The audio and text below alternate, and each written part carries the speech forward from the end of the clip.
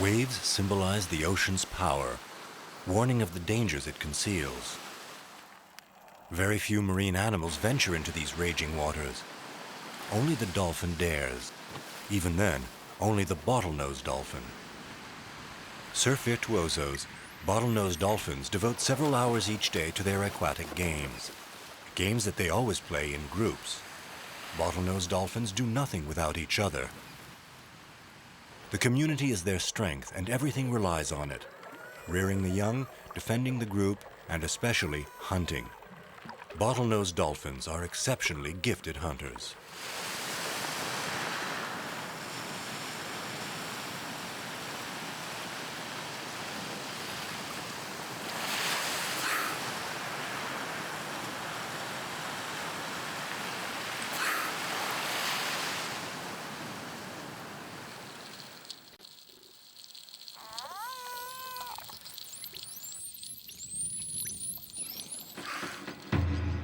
For us, dolphins evoke peaceful, playful animals that inspire affection.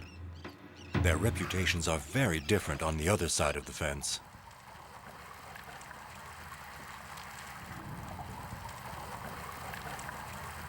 In the Gulf of Mexico, the razorfish that populate the sandbanks have definitely identified bottlenose dolphins. To them, they are merciless killers.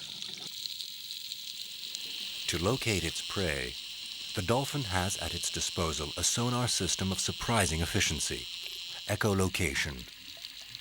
It gives out clicks with its larynx, ultrasounds which are amplified by the piles of fat situated under its forehead. When the sound waves hit an obstacle, they are echoed back to the brain, which analyzes them. When the dolphin detects the presence of a razorfish, it increases the frequency of clicks to obtain a clear sonar image. In other words, the dolphin sees its prey with its ears through the sand, then digs it out. This is called crater feeding.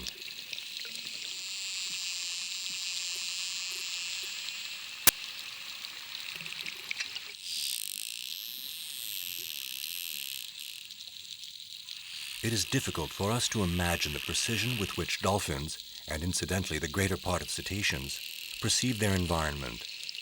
Echolocation is comparable to ultrasound, but it provides even more distinct images.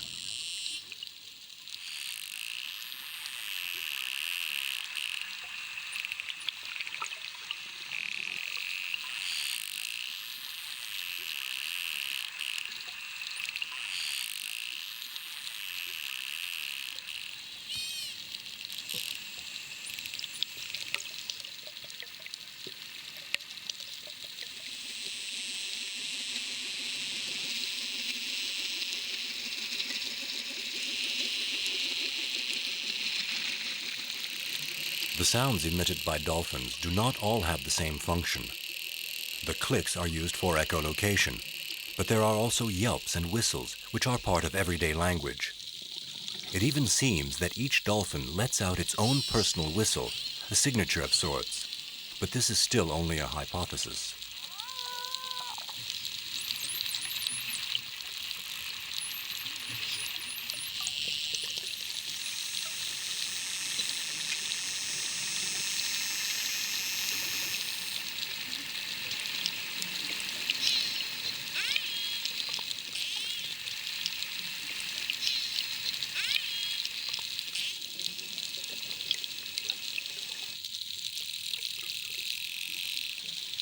The biological sonar is an extremely perfected tool, but one still has to know how to use it. The young dolphins learn from their mothers by imitation.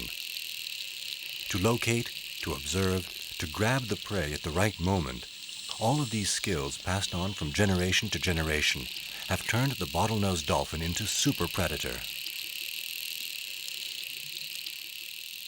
We believe that relatives within a group try to perfect and to teach each other new hunting techniques, including those specific to other environments.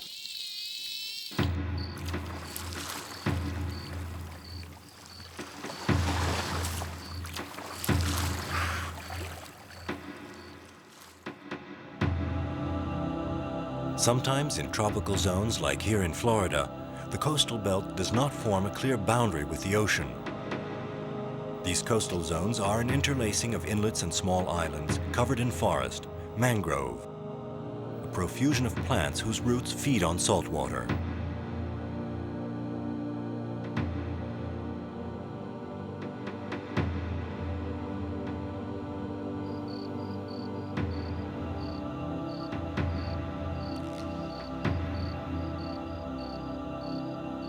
These warm, calm waters are brimming with life.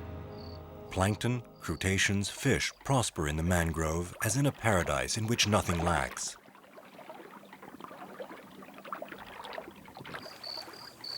Such abundance also attracts predators, and the most dangerous here remains the bottlenose dolphin.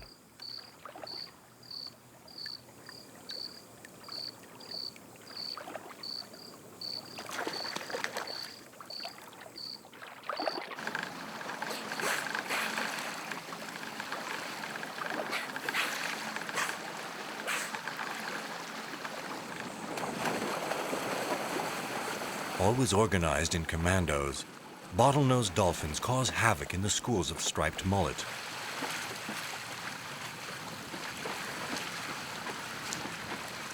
The mangrove waters are muddy, opaque, and the underwater visibility is zero. But this is of no importance to the dolphins with their sonar. A few individuals, the sentries, circle the school of fish. Their aim being to frighten the mullets and force them to form in the middle of the circle a more compact group.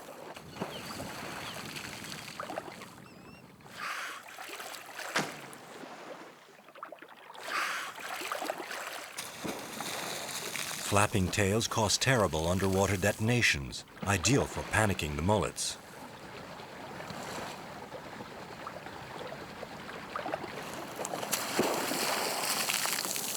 Once the fish are brought together in a compact group, the sentries force them to rise towards the surface. There, they are trapped, and the assailants make their move. Tail whacks from below are enough to knock a mullet senseless. It is launched high into the air and falls back into the water. With a very developed sense of hearing, the dolphin has no problem locating the fish.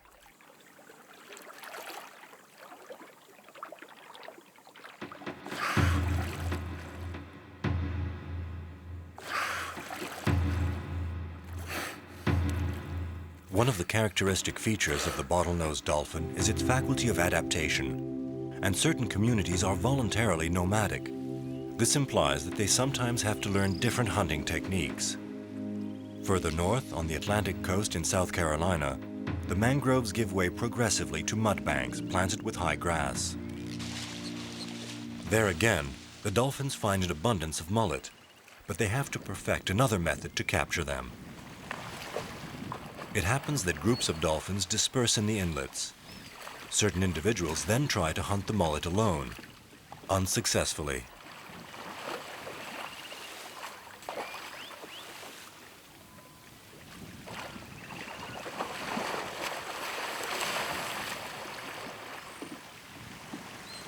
The solitary hunter finally decides to send for the group. It locates a silty beach uncovered by the low tide and goes to look for the others.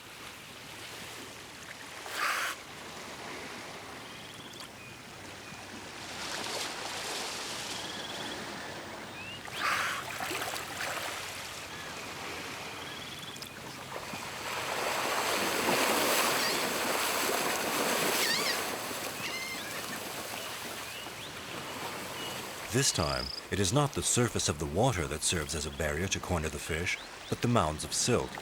This is called beach feeding.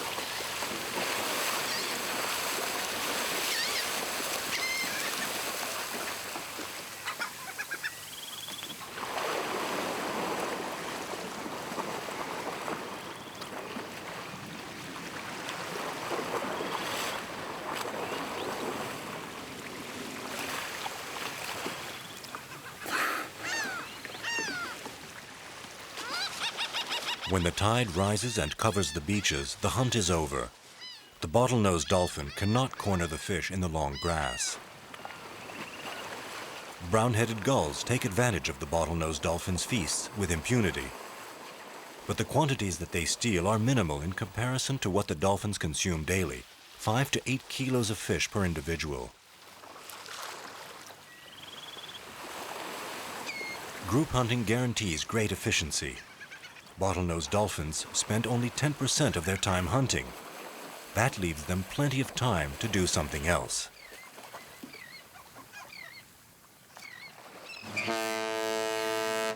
In the coastal zones of the Gulf of Mexico, herons are the witness to other exploits of the bottlenose dolphin.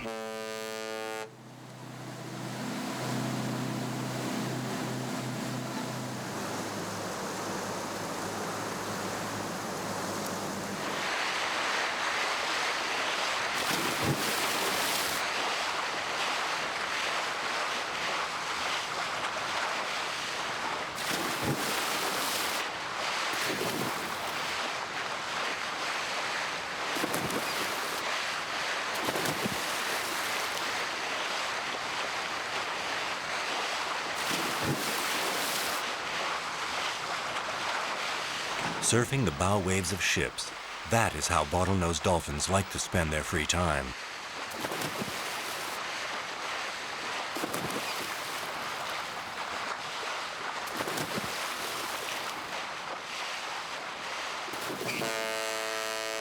Between two boats, dolphins prefer the one that makes the biggest wave. For them, the king of ships is the oil tanker.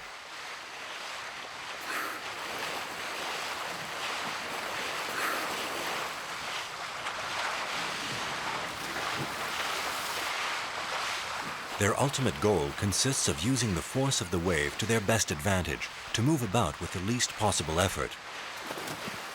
Those jumps may be to gain more speed. Every fraction of a second spent in the air, where resistance is less than in water, speeds the race and represents an economy of energy. Defying danger, entire communities move rapidly in this way from one place to another according to their desires and their needs.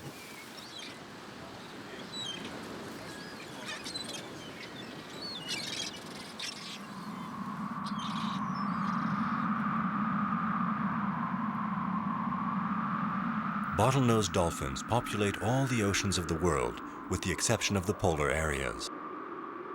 One of the most isolated sedentary communities is that of Rangiroa, a coral atoll in the Tuamotu archipelago in Polynesia.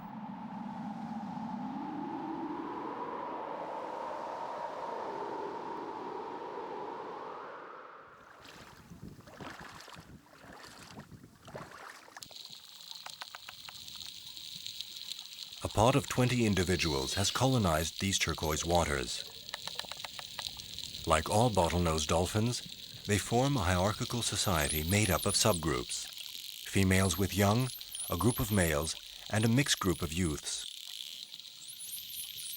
Conversations, acrobatic competitions, chasing games, these social rituals are part of the normal life of the bottlenose dolphin. The Rangiroa community, however, experiences something different.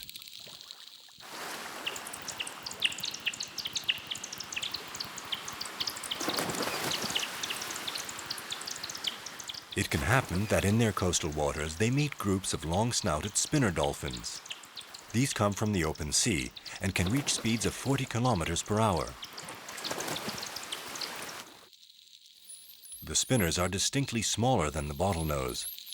They have a more elongated rostrum and often a large light patch on the flank.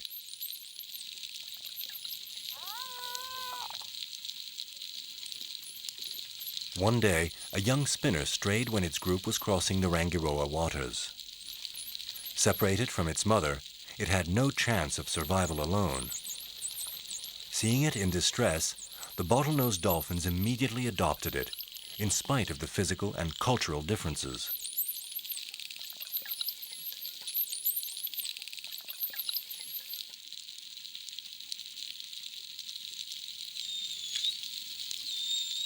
The sound emissions of the spinner are not the same as those of the bottlenose.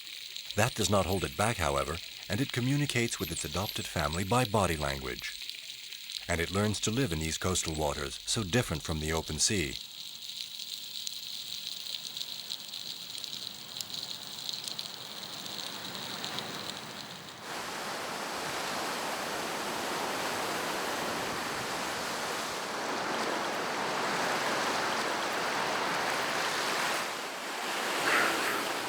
The Rangiroa Lagoon is a coral belt cut by two channels.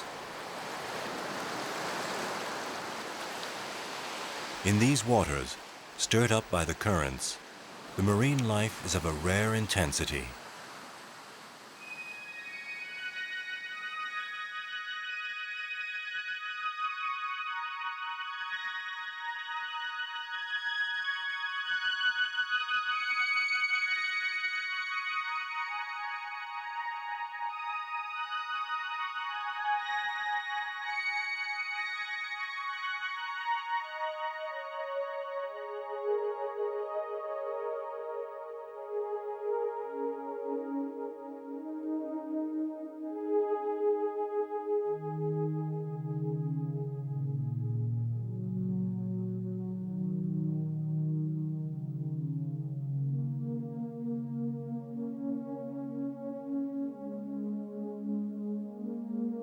Species that normally live in the high seas are carried by the currents to the lagoons in spite of themselves.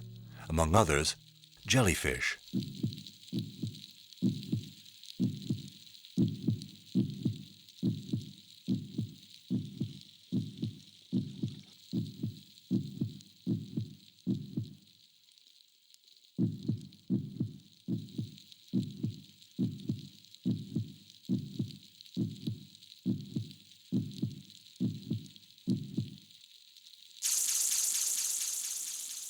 Sea snakes also let themselves be carried away. This one is highly poisonous. Its bite kills almost instantaneously.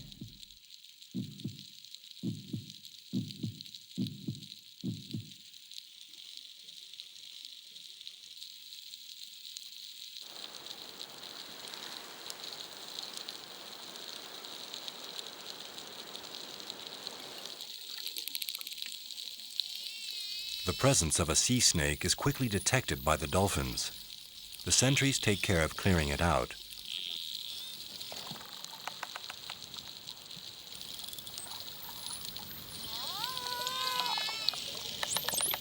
Is this snake really hunted down, or is it simply an excuse for a game?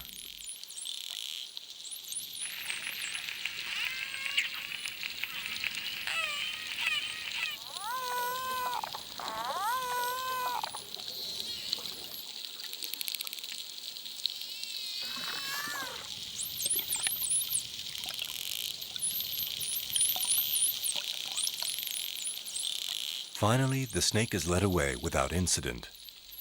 But all this agitation was noticed from out in deep water by one of the dolphin's most dangerous predators, the white-tipped shark.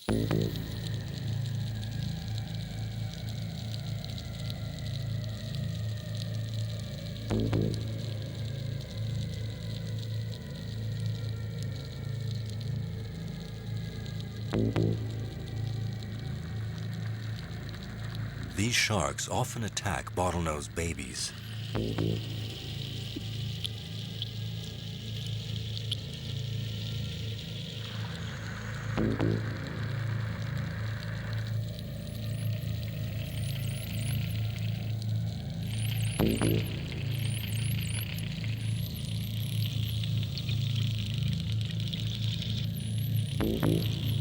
A defense commando goes into action. First of all, two sentries, who are going to try to force the shark to go back to where it came from.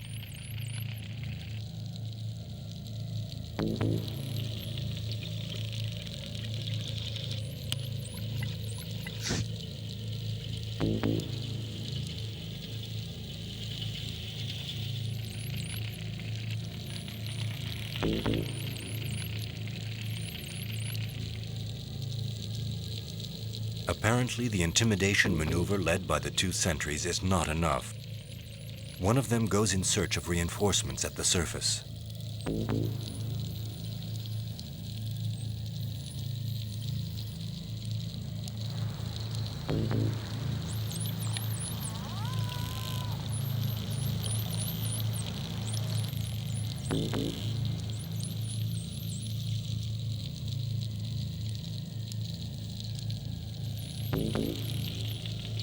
During this time, 50 meters below, the psychological warfare continues. Another sentry has come to help the first. They must absolutely not stop harassing the shark.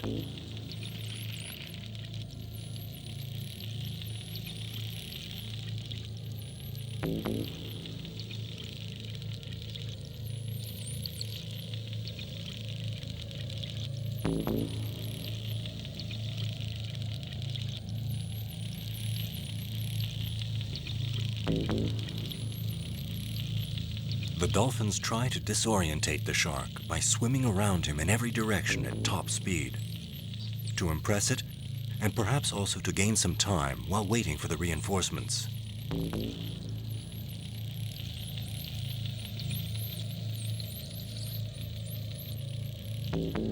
Here are the reinforcements.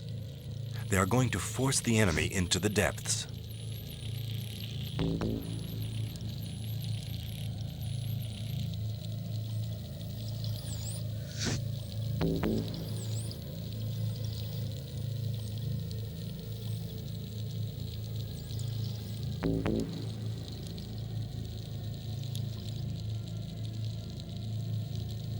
At a depth of 70 meters, the shark finally gives in.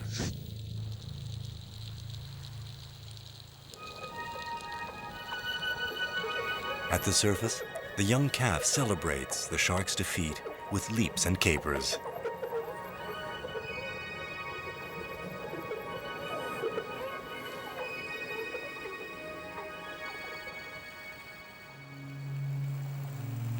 Certain researchers believe that dolphins dream. In any case, it is certain that they sleep, a total of 8 hours a day, but in discontinuous periods lasting from 5 minutes to 2 hours.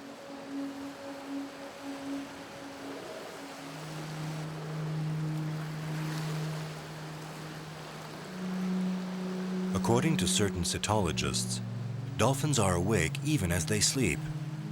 That is because their two cerebral hemispheres are dissociated while they sleep.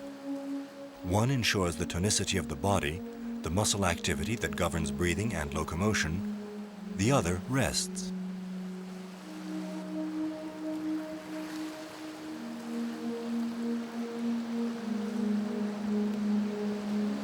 By changing position, the sleeper inverses the roles. The half of the brain that was sleeping becomes active, and vice versa. During the resting period, there are always a few individuals to mount guard and to assure the security of the group.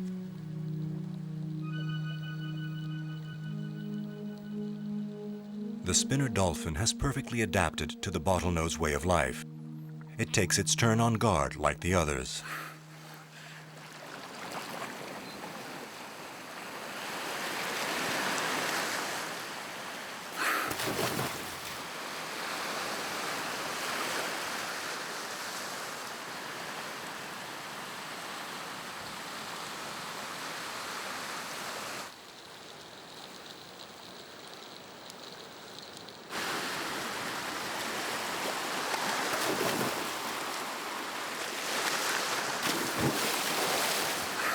The force of the currents in the Rangiroa channels is phenomenal. No man would dare to surf these waves. For the bottlenose dolphins, however, there is nothing better.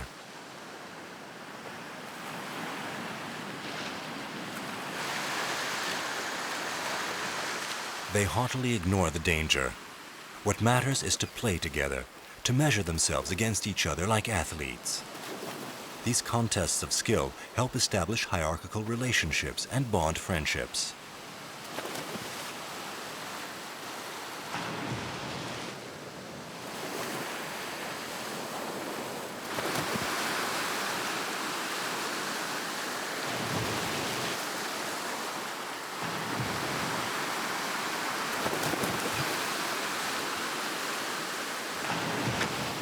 A Tahitian legend tells how this community of bottlenose dolphins appeared in Polynesia.